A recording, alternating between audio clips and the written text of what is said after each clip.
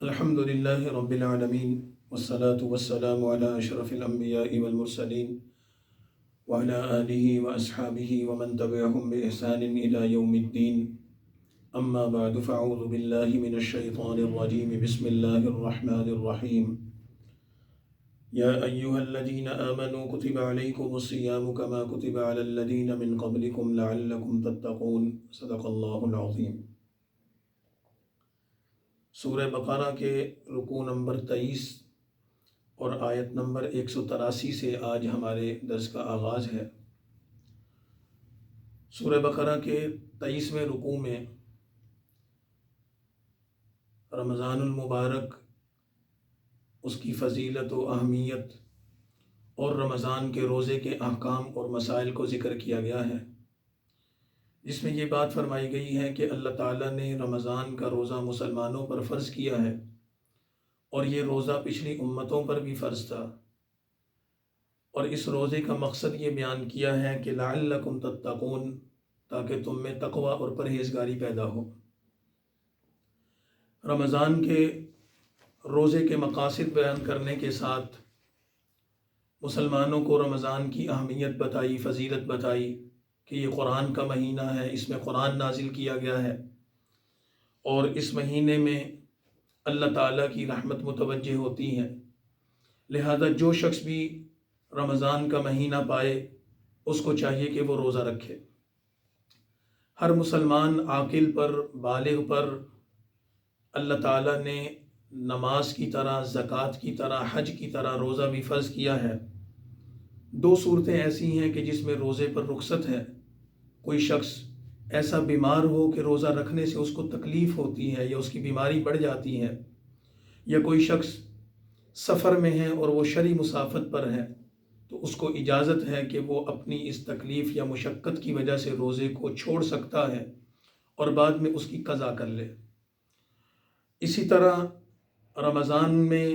روزے کا وقت سحری سے افطار تک اس کو بیان کیا۔ رمضان المبارک کے آداب بیان کرتے ہوئے یہ بات فرمائی کہ رمضان کی راتوں میں جو احکام ہیں، جو اجازت ہے، وہ دن میں نہیں ہے۔ روزہ کھانے پینے اور مباشرت سے رکنے کا نام ہے۔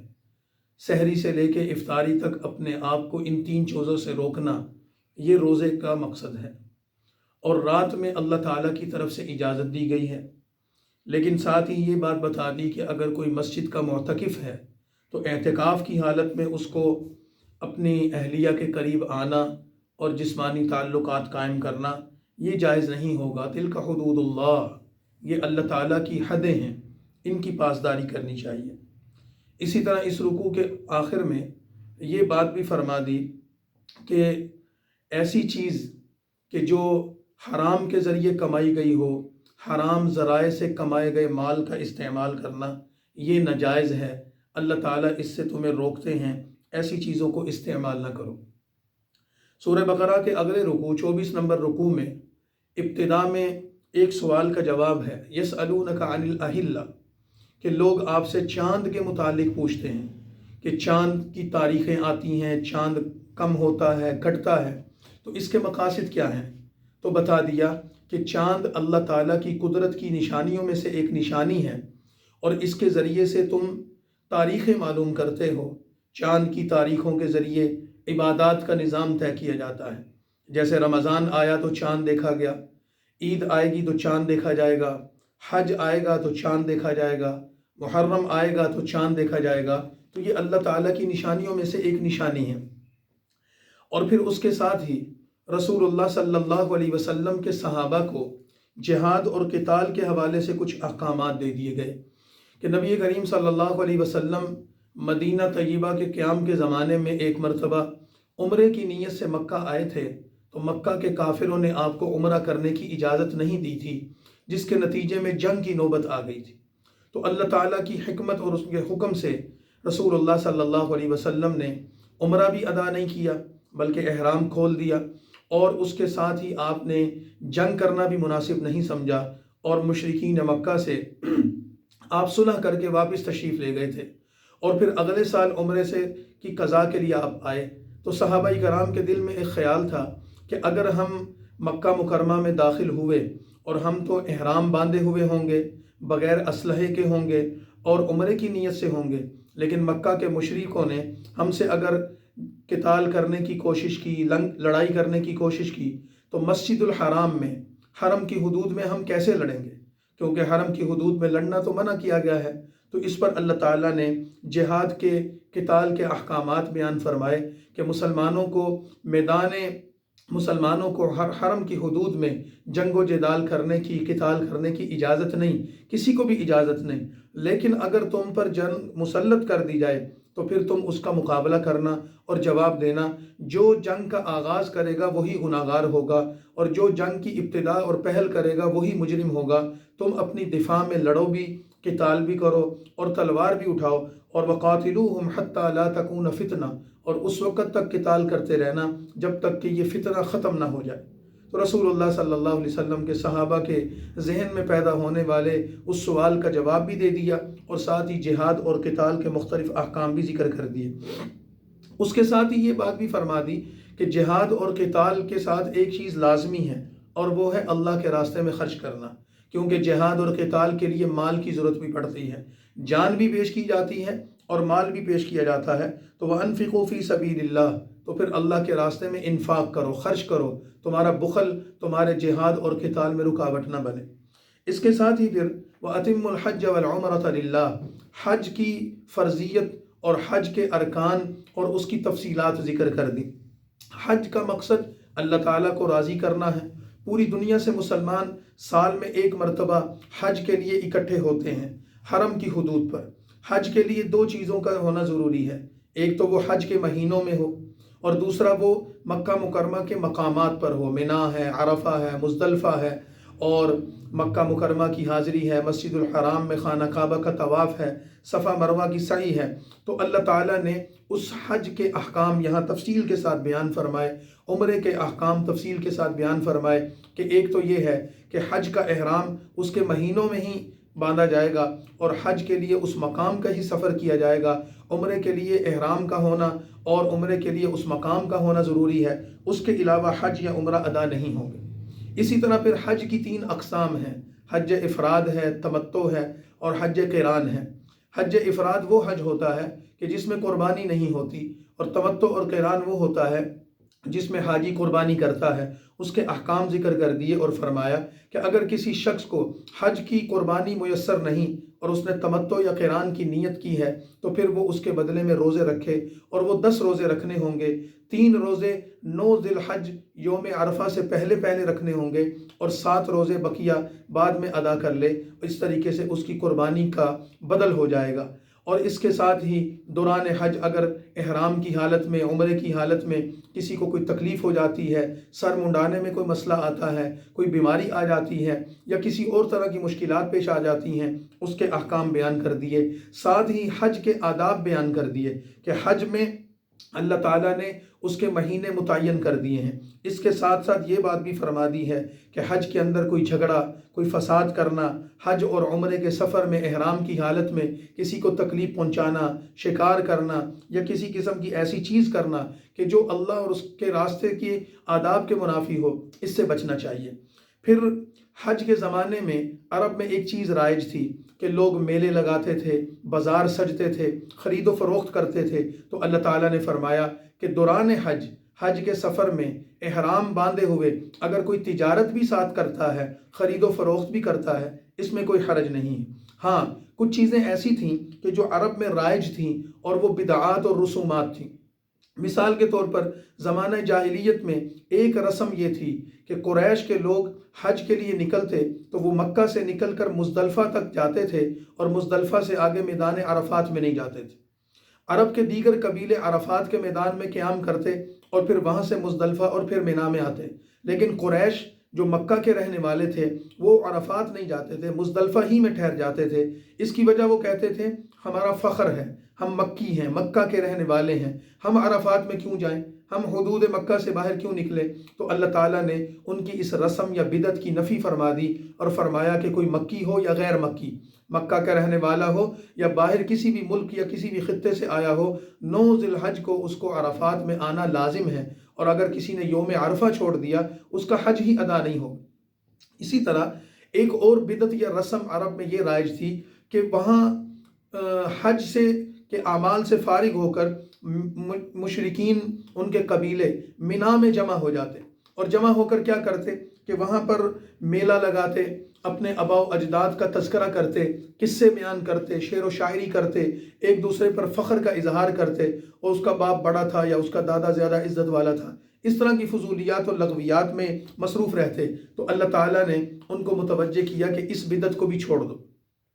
اور تمہیں یہ کرنے کی ضرورت نہیں ہے، اس وجہ سے کہ اللہ تعالیٰ کو یاد کرو بجائے اس کے کہ تم اپنے باپ دادا کو یاد کرتے ہو۔ اپنے آباء و اجداد کا ذکر کرنے سے بہتر ہے اللہ کا ذکر کرو، اس کو یاد کرو، یہ تمہارے لیے زیادہ بہتر ہوگا۔ اور پھر اللہ تعالیٰ سے صرف اپنی دنیا کی خیر نہ مانگو، بلکہ اللہ سے دنیا بھی مانگو اور آخرت بھی مانگو۔ یہ اللہ تعالیٰ تمہیں آداب سکھا رہے ہیں۔ اس طریقے سے حج کے اعمال اور اس کے متعلقات کو تفصیل کے ساتھ ذکر کیا۔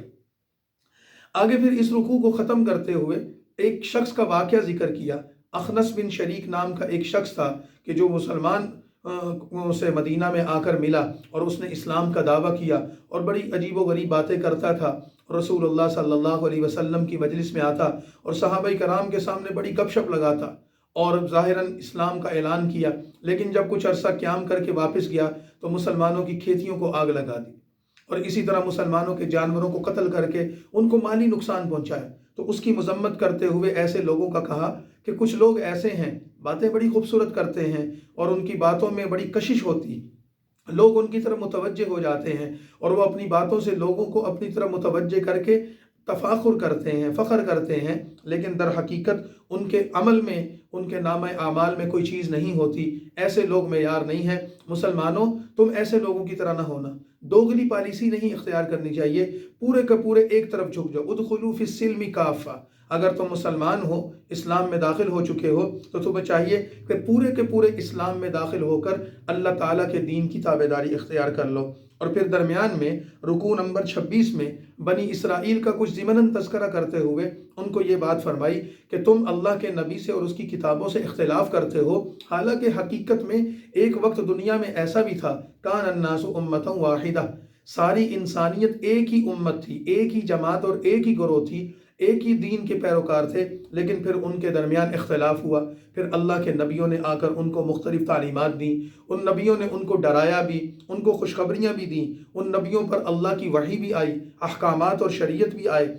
اور پھر انہوں نے اللہ کے بندوں کو اللہ کے راستے کی طرف بلایا۔ کچھ لوگ گمراہ ہو گئے اور کچھ ہدایت پر قائم رہے۔ اور پھر مسلمانوں کو مخاطب ہو کر یہ بات فرمائی کہ یہودیوں اور عیسائیوں کے طرز عمل پر غور کرو، یہ چاہتے ہیں کہ بغیر کوئی اچھا عمل کیے سیدھے جنت میں چلے جائیں، لیکن ان کا گمان غلط ہے۔ جنت میں جانے کے لیے اور اللہ تعالیٰ کی رضا حاصل کرنے کے لیے تمہیں تکلیفیں، مصیبتیں، پریشانیاں اور آزمائشیں دیکھنی پڑیں گی، اور انبیاء علیہ السلام کے قصے دیکھو جو قرآن نے بیان کیے ہیں، ان پر ایسے مصائب آئے کہ وہ اللہ کو پکارنے لگے اور یہاں تک کہنے لگے کہ متی نصر اللہ، اللہ کی مدد کب آئے گی، اللہ ہماری مدد کب فرمائے گا، یہ مصائب ہم سے کب دور ہوں گے۔ تو پھر الا ان نصر اللہ قریب، اللہ تعالیٰ نے ان کی مدد بھی فرمائی اور ان کو سرخرو بھی کیا۔ تو لہٰذا اللہ کے راستے پر چلنے والوں کے لیے آزمائشیں معمول کی بات ہے، اس سے گھبرانا نہیں چاہیے۔ پھر اسی رکوع کے اختتام پر انفاق فی سبیل اللہ کا ذکر کیا کہ جب قتال اور جہاد کا پیچھے ذکر آیا تو اس کے ساتھ یہ چیز لازمی ٹھہری ہے کہ جب کوئی انسان قتال کرے گا، جہاد کے لیے جائے گا، اس کو اللہ کے راستے میں خرچ بھی کرنا ہوگا۔ تو مسلمانوں نے رسول اللہ صلی اللہ علیہ وسلم سے یہ سوال کیا کہ یسألونک ماذا ینفقون، خرچ کرنے کے حوالے سے ہماری رہنمائی فرمائیے، کتنا خرچ کرنا ہے، کیسے خرچ کرنا ہے، کس پر خرچ کرنا ہے۔ تو فرمایا گیا کہ والدین پر، قریبی رشتہ داروں پر، یتیم، مسکین، مسافروں پر، اور ان پر خرچ کرنا یہ تمہارے لیے خیر کا ذریعہ ہے۔ البتہ قتال اور جہاد سے گھبرانے والوں کو یہ کہا کہ تم قتال اور جہاد سے کیوں گھبراتے ہو؟ کچھ چیزوں کو تم اپنے لیے اچھا سمجھتے ہو لیکن اللہ کے نزدیک وہ تمہارے لیے بہتر نہیں ہوتی، اور کچھ چیزوں کو تم اپنے لیے ناپسند سمجھتے ہو لیکن وہ اللہ کے نزدیک تمہارے لیے خیر اور اچھی ہوتی ہیں۔ لہٰذا اللہ پر بھروسہ کرو، اپنی سوچ کے پیچھے نہ چلو۔ پھر ساتھ ہی وہ مہینے جن میں قتال حرام ہے اس کے متعلق ذکر کر دیا۔ رسول اللہ صلی اللہ علیہ وسلم نے 4 مہینے ایسے بتائے ہیں کہ جن کو اشہر حرم کہا جاتا ہے۔ ان میں ایک رجب کا مہینہ ہے، ایک ذی قعد ہے، ایک ذی الحج ہے اور چوتھا محرم کا مہینہ ہے۔ یہ 4 مہینے ایسے ہیں کہ جن کی عظمت کو عرب بھی مانتے تھے۔ اور ان عدۃ الشہور عند اللہ 12 شہرا فی کتاب اللہ یوم خلق السماوات والارض منها 4 حرم۔ جب سے اللہ نے زمین و آسمان کو بنایا ہے 12 مہینے بنائے ہیں، اور ان 12 مہینوں میں سے 4 مہینے عزت والے، حرمت والے، جس میں قتال، جس میں لڑائی، جس میں جھگڑا اور فساد، اس کو ناجائز اور حرام بتایا گیا ہے۔ تو مسلمانوں نے رسول اللہ صلی اللہ علیہ وسلم سے پوچھا کہ کبھی ایسا ہو جائے کہ ہماری کسی سے لڑائی، جہاد یا قتال ہو جائے اور اس میں ان اشہر حرم میں سے کوئی مہینہ آ جائے، جیسے کہ ایک واقعہ ہوا کہ مسلمانوں کی ایک کافروں کے گروہ سے لڑائی ہوئی اور اس لڑائی میں مسلمانوں کے ہاتھوں کچھ کافر قتل ہو گئے، اور اسی دن آگے ایک اشہر حرم کا چاند نظر آ گیا تھا، تو انہوں نے اعتراض کیا، تو اللہ تعالیٰ نے اس کا جواب دیا کہ بے شک یہ جو مہینے ہیں قابل تعظیم اور احترام کے لائق ہیں، ان میں جنگ و جدل نہیں ہونا چاہیے، لیکن یہ ہوا تو اتفاق ہوا۔ اور جو کہتے ہیں کہ مسلمانوں نے فتنہ برپا کیا، تو ان کو کہو کہ تم جس چیز کو فتنہ کہہ رہے ہو اس سے بڑا فتنہ تو تمہارا اپنا ہے، تم شرک کرتے ہو، کفر کرتے ہو، مسجد حرام کی بے توقیری کرتے ہو، بت پرستی کرتے ہو، اور اللہ کے بندوں کو مکہ سے نکلنے پر جو تم نے مجبور کیا، یہ بڑے فتنے ہیں۔ اور یاد رکھو اس کے ساتھ ہی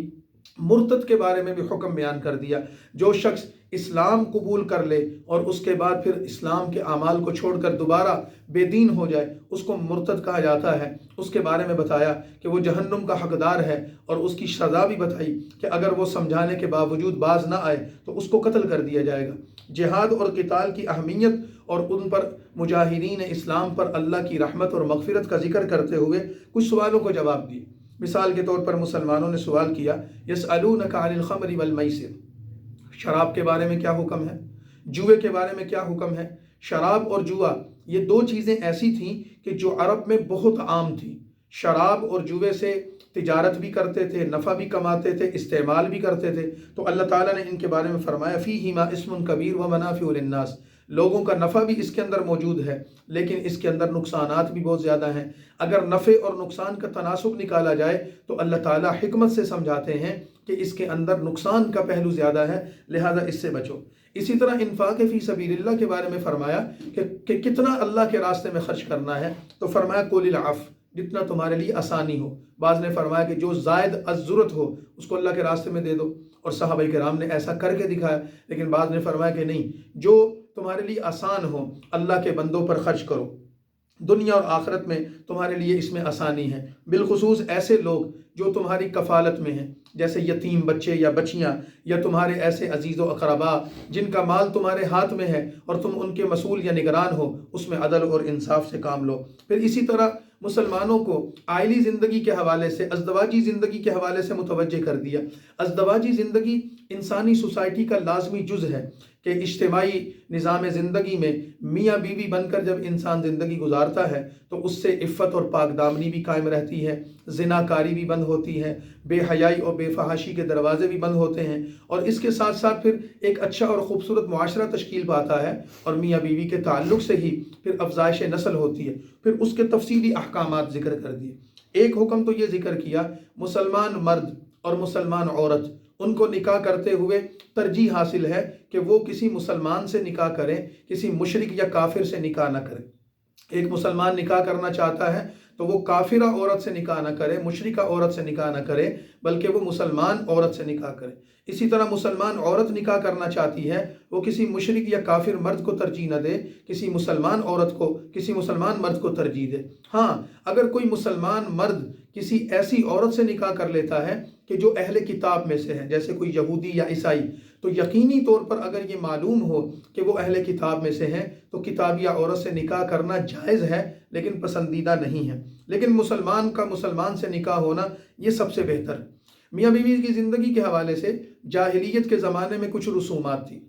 مثال کے طور پر یہ تھا کہ جب عورت کو ایام آتے تو مخصوص ایام میں بعض لوگوں کا نقطہ نظر یہ تھا کہ عورت کو سے بالکل قطع تعلق ہی کر لی جائے، اس کو گھر سے نکال دیا جائے، یا اس کو گھر کے کسی کمرے میں قید کر دیا جائے، اس سے بالکل دور ہو جایا جائے، اس کے ہاتھ کی بنی ہوئی کوئی چیز بھی استعمال نہ کی جائے۔ اور دوسرا نقطہ نظر یہ تھا کہ ایام کی حالت میں بھی عورت سے جسمانی تعلق قائم کر لیتے تھے۔ تو قرآن کریم نے اس کا ذکر کیا رکوع نمبر 28 میں، یسألونک عن المحیض، آپ سے سوال کرتے ہیں حیض کیا ہے، تو آپ یہ بتا دیں کہ یہ ایک بیماری ہے جو فطرتاً جسمانی طور پر عورتوں کے ساتھ اللہ تعالیٰ نے لگائی ہے، لیکن تمہارے لیے اس کے آداب یہ ہیں وَلَا تَقْرَبُوهُنَّ حَتَّى يَطْهُرْنَ، یہ حیض اور ایام ناپاکی ہے، جب عورت ناپاکی کے ایام میں ہو اس کے قریب نہ جانا۔ اللہ تعالیٰ تمہارے لیے آسانی پیدا کرتے ہیں لیکن تمہارے لیے پاکی کو پسند کرتے ہیں۔ توبہ کرنے والے اور پاکی کا راستہ اختیار کرنے والے یہ اللہ تعالیٰ کو پسندیدہ ہیں۔ اسی طرح عورتوں کے ساتھ تعلقات کی نوعیت بتا دی کہ تمہاری بیویاں تمہاری کھیتیوں کی طرح ہیں، جیسے ایک کاشتکار کو اپنی کھیتی سے پیار اور محبت ہوتا ہے اور وہ اس کی حفاظت کرتا ہے، اس کی نگرانی کرتا ہے، اس کے لیے آبیاری کرتا ہے، اس کو مختلف جراثیم سے، کیڑے مکوڑوں سے محفوظ رکھنے کی تدبیر کرتا ہے اور اس کے پھل کے پکنے کا انتظار کرتا ہے۔ اسی طرح عورت تمہاری کھیتی ہے، اس کے حقوق کا خیال کرنا، اس کی ضروریات کا خیال کرنا اور اس کے لیے محبت اور پیار سے پیش آنا اور اس کے ساتھ زندگی گزارنے کو کے مختلف اسلوب اور خوبصورت طریقے اختیار کرنا، یہ قرآن کریم نے تمہیں اس کی حکم بھی دیا ہے، اس کی ترغیب بھی دی ہے۔ اسی طرح ایک جاہلیت کے دور کی ایک غلط رسم اور ایک غلط طریقہ کار کی نفی کر دی۔ بعض لوگ یہ کرتے تھے کہ کسی عورت کے ساتھ مثال کے طور پر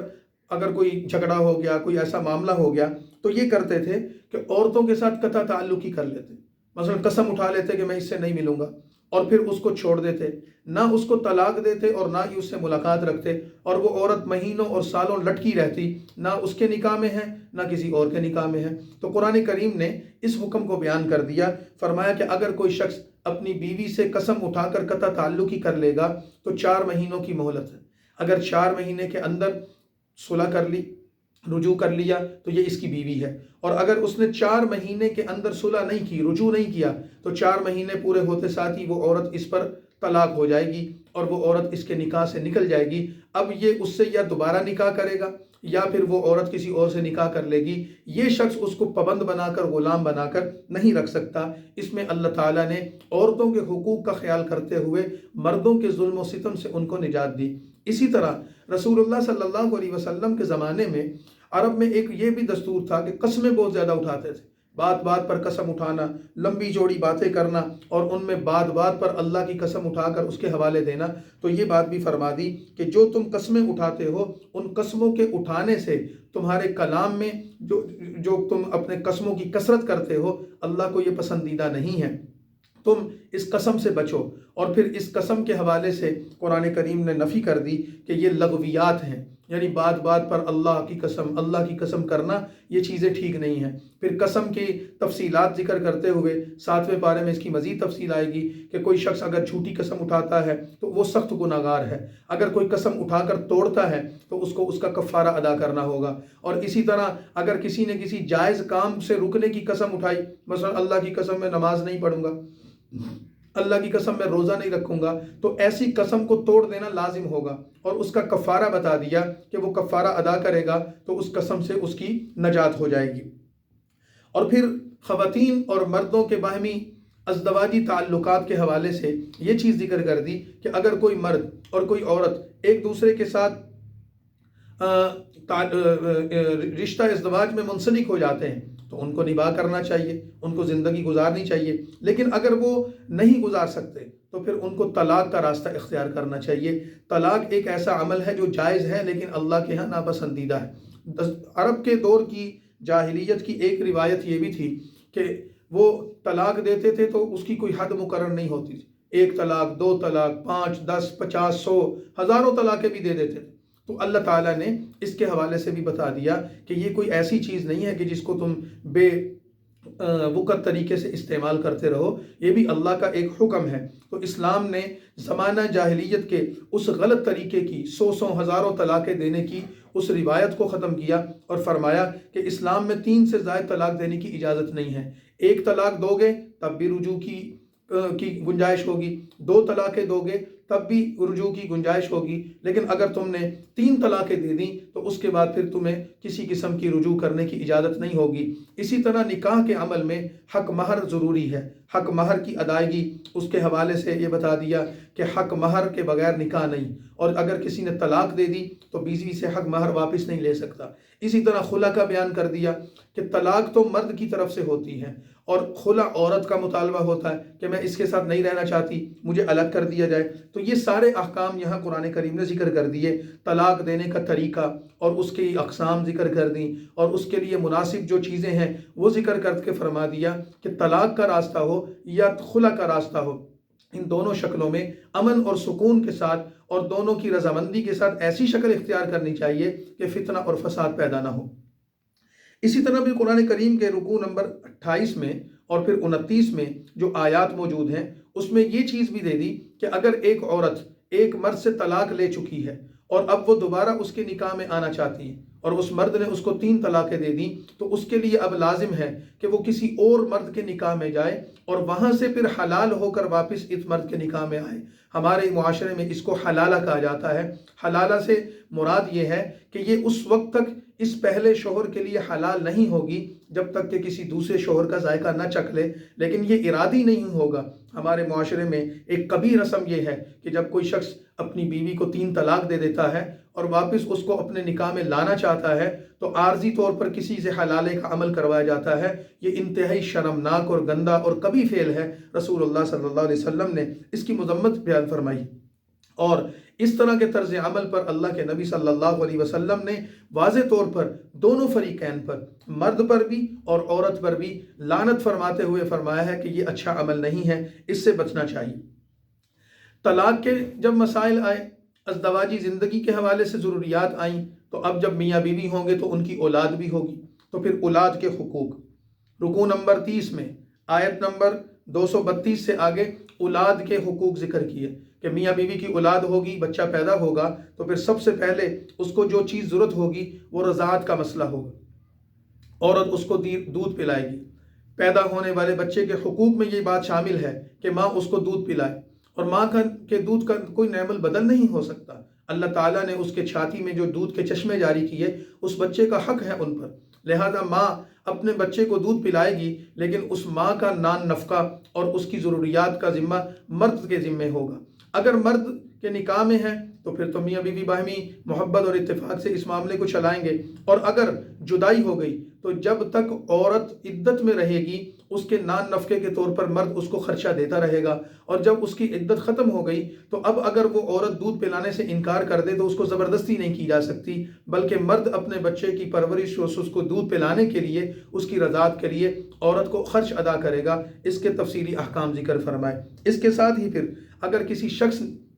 کی عورت وہ عدت میں چلی جاتی ہے تو عدت کیا ہے؟ طلاق ہو جائے یا شوہر کی وفات ہو جائے تو دونوں صورتوں میں عورت پر عدت لازم ہے۔ مثال کے طور پر اگر کسی شخص نے اپنی عورت کو طلاق دے دی تو اس کی طلاق ہونے کی شکل میں اس کی عدت 3 ایام ہے، 3 حیض ہے، اور اگر اس کی وفات ہو گئی شوہر کی تو اس شکل میں شوہر کی وفات کی صورت میں عدت کی مدت 4 ماہ اور 10 دن ہے۔ یعنی ایک شخص نے ایک عورت سے نکاح کیا، اس کے ساتھ اس نے ازدواجی تعلق بھی قائم کر لیا، تو اب اگر اس نے طلاق دی تو 3 ایام گزارے گی تو عدت مکمل۔ اور اگر کسی شخص نے کسی عورت سے نکاح کر کے تعلق قائم کیا اور پھر وہ فوت ہو گیا تو اس کی عدت 4 ماہ 10 دن ہے۔ لیکن اگر کسی شخص نے کسی عورت سے نکاح کیا، خلوت کی نوبت ہی نہیں آئی، جسمانی تعلق قائم ہی نہیں ہوا، رخصتی نہیں ہوئی اور رخصتی سے پہلے اس نے طلاق دے دی، تو اس صورت میں اس کی کوئی عدت نہیں ہے بلکہ وہ آزاد ہوگی اور جہاں چاہے نکاح کر سکتی ہے۔ اسی دوران رسول اللہ صلی اللہ علیہ وسلم نے قرآن کریم کی تعلیمات جو تفصیل سے بیان فرمائی، ان کا حاصل یہ ہے کہ کوئی عورت جو عدت میں ہے، مثال کے طور پر وہ طلاق کی عدت میں ہے یا وہ بیوگی کی عدت میں ہے، دونوں شرطوں میں اس کے ساتھ حسن سلوک کے ساتھ پیش آیا جائے۔ خامد ہو یا اس کے ورثاء ہوں، ان کے ساتھ اس کا نان نفقے کا خیال رکھیں، اس کے اٹھنے بیٹھنے کا خیال رکھیں، اس کے ساتھ ظلم اور زیادتی کے ساتھ پیش نہ آئیں۔ اور یہ سارے احکامات سورہ بقرہ کے اس رکوع نمبر 30 میں اور 31 میں ذکر کیے گئے، اور اس کے ساتھ ساتھ اس کی جزویات ذکر کی گئیں۔ اور پھر اسی رکوع کے اختتام پر اس کا تکملہ کرتے ہوئے یہ بات فرمائی گئی ہے کہ رسول اللہ صلی اللہ علیہ وسلم کی یہ تعلیمات مسلمانوں کی معاشرتی زندگی کو خوبصورت بنانے کے لیے ہیں، لہذا مسلمانوں کو چاہیے کہ وہ ان سے راہ فرار اختیار نہ کریں۔ پھر اگلے رکوع میں، رکوع نمبر 32 میں جہاد اور قتال کا ذکر فرمایا۔ جہاد اور قتال کے ذکر میں بنیادی طور پر یہ بات فرمائی گئی ہے کہ جو لوگ جہاد سے بھاگتے ہیں، جہاد کے عمل سے دور رہتے ہیں، وہ یہ سمجھتے ہیں کہ جہاد اور قتال کرنے سے کیا ہوگا، ہم مارے جائیں گے، جہاد اور قتال کرنے سے کیا ہوگا کہ ہمیں موت آ جائے گی، ہمارا مالی نقصان ہو جائے گا، ہمارا جانی نقصان ہو جائے گا۔ تو اللہ تعالیٰ نے جہاد اور قتال سے ڈرنے والوں اور راہ فرار اختیار کرنے والوں کو یہ بات فرمائی ہے کہ تم لوگ جہاں بھی ہوگے، مثال کے طور پر اپنے گھروں پر ہوگے، اپنے بستروں میں ہوگے، اپنے قلعوں میں بند ہوگے، موت تو تمہیں وہاں بھی آ جائے گی۔ اور پھر اسی کا حوالہ دیتے ہوئے یہ بات فرمائی کہ پچھلی قوموں میں مثال کے طور پر بنی اسرائیل یا گزرے ہوئے زمانے کے لوگوں میں ایک قوم تھی، ان کے علاقے میں طاعون کا مرض پھیل گیا اور وہ لوگ اس طاعون سے ڈر کر اپنی بستیوں سے بھاگ کر نکلے اور یہ سمجھے کہ ہمیں اس بیماری سے نجات مل جائے گی، لیکن اللہ تعالیٰ نے جہاں بھی وہ گئے وہ بیماری ان پر مسلط کی اور اس بیماری کا وہ نشانہ بنے اور مارے گئے۔ تو فرمایا کہ کوئی بھی انسان موت سے راہ فرار اختیار نہیں کر سکتا۔ وَلَوْ كُنْتُمْ فِي بُرُوجٍ مُشَيَّدَةٍ، تم کسی بلند ترین چوٹیوں پر بھی چڑھ جاؤ تو موت تو تمہیں وہاں آ کر بھی پکڑ لے گی۔ اسی طرح اس جہاد اور قتال کی ترغیب دیتے ہوئے اور موت کے خوف کو دور کرتے ہوئے اللہ تعالیٰ نے بنی اسرائیل کے ایک پیغمبر کا قصہ ذکر کیا، حضرت طالوت، کہ جن کی قیادت میں بنی اسرائیل نے مختلف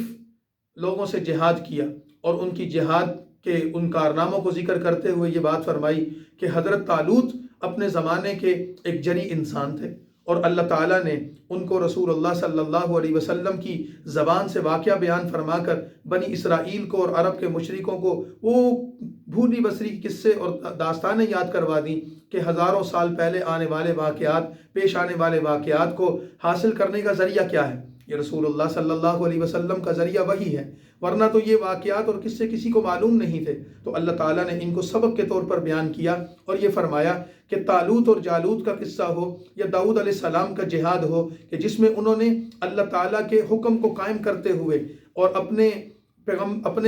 وقت کے پیغمبروں نے اللہ تعالیٰ کے حکم کی تعمیل میں جو قتال اور جہاد کا راستہ اختیار کیا، تو وہ کس لیے کیا تھا؟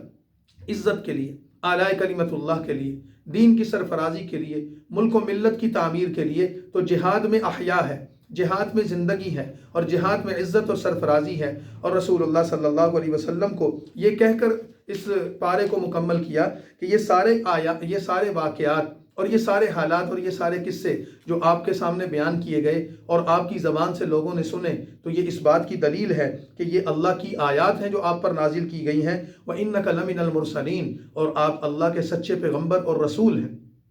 اسی کے ساتھ ہی رسول اللہ صلی اللہ علیہ وسلم کا ذکر کرتے ہوئے یہ بات بھی فرمائی کہ یہ جہاد اور قتال کے جو واقعات ہیں، ان واقعات سے کیا پتہ چل رہا ہے کہ موت اور زندگی کا نظام اللہ تعالیٰ نے قائم کیا ہے۔ موت اور زندگی کا نظام اللہ نے اگر قائم کیا ہے تو اس قائم کرنے کو بنیادی طور پر یہ بات بتائی ہے کہ کوئی شخص اس وجہ سے جہاد سے راہ فرار اختیار کرے کہ اس کو موت آ جائے گی، تو یہ قصے یہ بتاتے ہیں کہ موت تو گھروں میں بیٹھے بھی آ جائے گی۔ اور پھر اللہ نے اسی ضمن میں 3 ایسے واقعات ذکر کیے کہ جس میں موت اور زندگی کے نظام کو بیان کیا گیا ہے، لیکن اس سے پہلے تیسرے پارے کا آغاز کرتے ہوئے مختلف انبیاء کی فضیلتوں کو ذکر کر کے فرمایا تلک الرسل فضلنا بعضهم علی بعض۔ یہ احکامات شریعت، یہ واقعات، یہ سابقہ امتوں کے قصے اللہ نے رسول اللہ صلی اللہ علیہ وسلم پر بیان فرمائے ہیں اور مختلف نبیوں کے حالات ذکر کیے ہیں۔ ہر نبی کا اپنا ایک مقام اور مرتبہ تھا، اور بعض نبیوں کو اللہ نے دوسرے نبیوں پر فوقیت اور فضیلت دی۔ بعض نبیوں کی خصوصیات ہیں، جیسے حضرت موسیٰ سے اللہ نے کلام کیا، جیسے حضرت عیسیٰ کو اللہ نے بغیر باپ کے پیدا کیا، ان کو معجزات عطا فرمائے۔ تو یہ ساری کی ساری چیزیں ذکر کر کے فرمایا کہ رسول اللہ صلی اللہ علیہ وسلم ان نبیوں کے سب سے آخری، سب سے بڑے اور سچے رسول ہیں، لہذا ان نبیوں کی نبوت بھی اپنے زمانے میں سچی تھی، آپ بھی اللہ کے سچے رسول ہیں۔ ان کی اتباع اس زمانے کے لوگوں پر لازم تھی، ان کی اتباع آج کے زمانے کے لوگوں پر لازم ہے۔ اور پھر اس کے ساتھ ہی اللہ تعالیٰ نے اپنی شان کو بیان کرتے ہوئے وہ آیت ارشاد فرمائی جس کو آیت الکرسی کہا جاتا ہے، جس کو قرآن کریم کی عظیم ترین آیت کہا جاتا ہے، جس میں اللہ تعالیٰ کی صفات کمال طریقے پر بیان کی گئی ہیں کہ اللہ ایک اور وحدہ لا شریک ہے، حی اور قیوم ہے، اس کو نیند نہیں آتی، اس کو سستی نہیں ہوتی، زمین و آسمان کا مالک وہی ہے، شفاعت کا نظام اس کے ہاتھ میں ہے، کوئی اس کی اجازت کے بغیر شفاعت نہیں کر سکے گا۔ یعلم ما بین ایدیہم وما خلفہم، ہر چیز کا علم اس کے پاس ہے، کوئی چیز اس کے احاطہ علم سے باہر نہیں ہے، زمین و آسمان پر اس کی حکومت قائم ہے اور اس کو کوئی کمزور نہیں کر سکتا، علیج اور عظیم ذات اسی کی ہے۔ ان ساری باتوں کو بیان کرنے کے بعد فرمایا کہ اللہ تعالیٰ نے دو گروہ بنائے ہیں، ایک گروہ وہ ہے کہ جو اللہ کا دوست ہے، ایک گروہ وہ ہے جو شیطان کا دوست ہے۔ اللہ کے دوست تو وہ لوگ ہیں کہ جو من الظلمات الی النور، کفر کو چھوڑ کر اسلام کی طرف آتے ہیں۔ شیطان کے دوست وہ ہیں کہ جو اسلام کو چھوڑ کر کفر کی طرف جاتے ہیں۔ اور پھر بات بتائی کہ مسلمانوں کی اور کافروں کی درمیان میں ایک چیز جو ان کو امتیاز کرتی ہے اور ان میں جو تفرقہ پیدا کرتی ہے وہ ہے کہ دنیا کی زندگی سے بے رغبتی اور آخرت کی زندگی کا شوق۔ تو دنیا کی زندگی سے آخرت کی زندگی میں انسان کیسے منتقل ہوتا ہے، اس کے لیے موت اللہ نے رکھی ہے۔ اب کوئی شخص دنیا کی زندگی پر خوش ہو گیا، وہ موت سے ڈرے گا، اور جو دنیا کی زندگی سے خوش نہیں ہوا، آخرت کی زندگی کے انتظار میں ہے، اللہ تعالیٰ نے اس کے لیے موت کو رحمت بنایا ہے۔ اور اس پر 3 واقعات ذکر کر دیے۔ ایک واقعہ حضرت ابراہیم علیہ السلام کا اپنے وقت کے بادشاہ نمرود کے ساتھ پیش آیا کہ جب نمرود نے خدائی کا دعویٰ کیا اور حضرت ابراہیم علیہ السلام نے اس کو یہ کہا کہ تو خدا نہیں ہو سکتا، اور دلیل یہ دی کہ خدا تو وہ ہوتا ہے جس کے ہاتھ میں یحیی و یمیت، زندگی اور موت کا نظام ہے۔ تو بادشاہ نے حضرت ابراہیم کی بات کا غلط مطلب لے کر ایک گناہگار بندے کو آزاد کر کے اور ایک بے گناہ کو قتل کر کے یہ کہا کہ میں بھی موت اور زندگی کا مالک ہوں۔ تو حضرت ابراہیم نے اس بے عقل شخص کو سمجھانے کے لیے ایک ایسی دلیل دی کہ فَبُہِتَ الَّذِي کَفَرَ، کہ اس بادشاہ کا منہ کھلا کا کھلا رہ گیا۔ آپ نے فرمایا میرا رب تو وہ ہے کہ جو مشرق سے سورج کو نکالتا ہے اور مغرب میں اتار دیتا ہے، اگر تو بھی سچا رب اور خدا ہے تو اس سورج کو مغرب سے نکال کر دکھا۔ تو حضرت ابراہیم کی دلیل کے سامنے عاجز آ گیا۔ اسی طرح ایک قصہ حضرت عزیر علیہ السلام کا جو بنی اسرائیل کے نبی نے ذکر کیا کہ ایک بستی پر ان کا گزر ہوا، اور اس بستی پر انہوں نے دیکھا کہ وہاں تباہی آئی ہوئی ہے اور لوگ اس بستی کے لوگ ختم ہو چکے ہیں، مر چکے ہیں۔ تو انہوں نے تعجب سے کہا کہ وہ اس بستی کو دیکھ کر کہ انا یحیی ھذہ اللہ بعد موتھا، کہ یہ پوری بستی ویران پڑی ہوئی ہے، کبھی یہاں آبادی کے آثار ہوں گے، یہ زندہ کیسے ہوں گے؟ تو اللہ تعالیٰ نے فاماتہ اللہ 100 عام، 100 سال کے لیے ان کو وہیں پر سلا دیا، ان پر موت یا نیند طاری کر دی، اور 100 سال کے بعد ان کو دوبارہ اٹھایا اور ان کو پوچھا کم لبثت، تم یہاں کتنا عرصہ رہے؟ قال لبثت یوما او بعد یوم، تو کہنے لگے کہ میں ایک دن یا کچھ حصہ، یعنی جب ان کو نیند طاری ہوئی اور اٹھے تو سمجھنے لگے کہ میں شاید صبح سویا تھا، اب شام ہونے والی ہے تو سارا دن ہی لگتا سویا ہوں، یا دن کا کچھ حصہ میں نے یہاں آرام کیا ہے۔ تو اللہ تعالیٰ نے فرمایا کہ نہیں، ایک دن نہیں یا دن کا کچھ حصہ نہیں، بل لبثت 100 عام، تم یہاں پر 100 سال تک سوتے رہے۔ تو گویا کہ اللہ تعالیٰ نے تم پر 100 سال کے لیے موت طاری کر دی تھی۔ اور پھر دلیل کے طور پر فرمایا فانظر الی طعامک، اپنا کھانا دیکھو، کھانے کی طرف دیکھا جو ساتھ لے کر چل رہے تھے یا جو پینے کی چیزیں تھیں تو وہ بالکل تر و تازہ تھی۔ اور وانظر الی حمارک، اور اپنے گدھے کی طرف دیکھو جو سواری تھی تو اس کی ہڈیاں بھی ختم ہو چکی تھیں۔ فرمایا کہ ہم کیسے ان کو زندہ کریں گے؟ اس گدھے کی ہڈیوں کو جوڑ کر اس کے جسم پر کھال اور گوشت چڑھا کر اس کو زندہ کر کے یہ بتانا مقصود ہے کہ اللہ تعالیٰ ایسے مردہ کو زندہ کرتا ہے۔ تیسرا واقعہ حضرت ابراہیم علیہ السلام کا ذکر کر دیا۔ حضرت ابراہیم علیہ السلام نے اللہ تعالیٰ کی بارگاہ میں یہ بات عرض کی کہ انا رب ارنی کیف تحیی الموتى، اے اللہ آپ مردہ کو کیسے زندہ کریں گے؟ تو اللہ تعالیٰ نے فرمایا کہ اولم تؤمن، ابراہیم کیا آپ کا اس پر ایمان نہیں؟ تو جیسے ہم نے عرض کیا تھا کہ قرآن کریم کے 3 مضمون ایسے ہیں جو پورے قرآن کریم میں پھیلے ہوئے ہیں اور تمام انبیاء علیہ السلام کی تعلیمات کا وہ مجموعہ اور خلاصہ ہیں۔ ایک اللہ کی توحید، ایک انبیاء کی نبوت و رسالت، اور تیسری چیز مرنے کے بعد زندہ ہونے کا نظام۔ تو ابراہیم علیہ السلام نے اسی کے متعلق پوچھا کہ یا اللہ آپ مرنے کے بعد سب کو زندہ کریں گے تو یہ آپ کا نظام کیسے قائم ہوگا؟ مردے کو زندہ کیسے کیا جائے گا؟ تو ابراہیم علیہ السلام کو اللہ نے پوچھا کہ آپ کا اس پر ایمان نہیں ہے؟ انہوں نے عرض کیا بلا ولکن لیطمئن قلبی، میرا ایمان تو ہے، میں آپ کے حکم پر اور آپ کے فرمان پر پورا یقین رکھتا ہوں، لیکن اطمینان قلب کے لیے پوچھ رہا ہوں، کوئی مشاہدہ ہو جائے۔ تو اللہ تعالیٰ نے ان کو فرمایا فخذ 4 من الطیر، آپ 4 پرندے پکڑیں، ان کو ذبح کر کے ان کے گوشت کا قیمہ بنا کر ان کو مکس کر کے رکھ دیں، الگ الگ پہاڑ کے ان کے ٹکڑے پھیلا دیں، پھر دیکھیں ہم ان کو کیسے زندہ کرتے ہیں۔ اور ابراہیم علیہ السلام نے ایسے ہی کیا، اور اللہ نے ہر